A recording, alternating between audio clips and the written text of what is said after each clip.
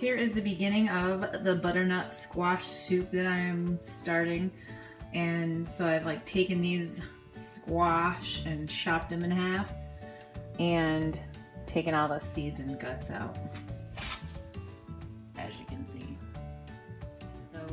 Okay, now I've gotten those spread with melted butter. I just used my little silicone pastry brush and generous amount of salt and pepper. And then they're going in the oven at 425 degrees for like 60 minutes. And these are looking delicious.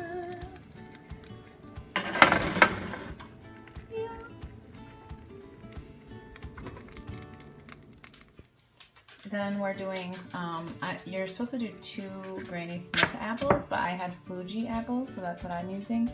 And my apples were very small, so I am using 4 instead of 2. Okay guys, I'm chopping my onion here.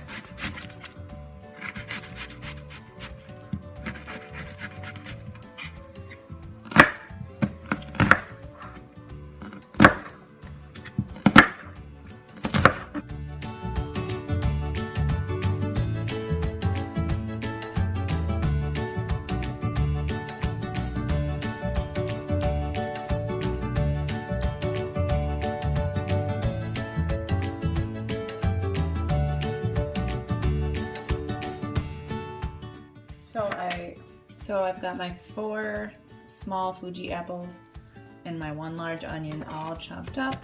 On the stove here, I've got my tablespoon of butter nicely warming up and melting in my Dutch oven.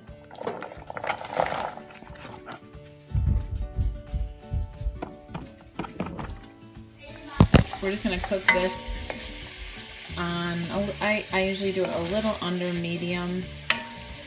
And we're gonna cook it until these are soft. Stay tuned. Adding salt and pepper. Always gotta season our food at every layer, every step of cooking. Not that I'm an expert, but that's one thing I've picked up off Food Network.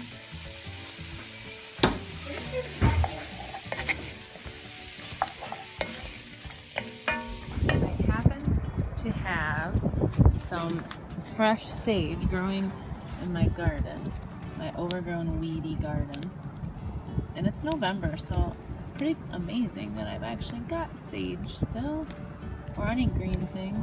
There actually was some strawberries under here. Anyway, I'm picking the sage for my recipe. Alright, so my onions and apples, and then I have my chopped sage in there. These are softened up now. You can see the onions are translucent. My apples are soft when I poke them. So now it's time to add the squash, or pull the squash out of the peel. Okay, there I have scooped out the squash from the peels and dumped it in the pot. The better than bouillon, and I'm adding just under a tablespoon of that. I added a teaspoon and a half of salt and whoops, it should be a 1/4 teaspoon of pepper, so we're gonna take some of that out. There we go. Alright guys, so I let it simmer for about a half an hour on the stove on low. And now I'm going to stick it in the Ninja and blend it, blend it, blend it. Just before I go to blend, I did add my cup of cream to the soup, guys, so don't forget that. And here we go. Don't mind the mess on the stove. In the Ninja. Ooh.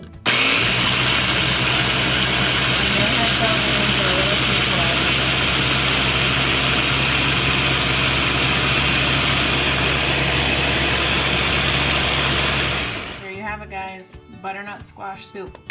You can garnish it with a little bit of the cream on the top if you have extra, and pumpkin seeds or sunflower seeds would be good too. So it looks really good, creamy and delicious.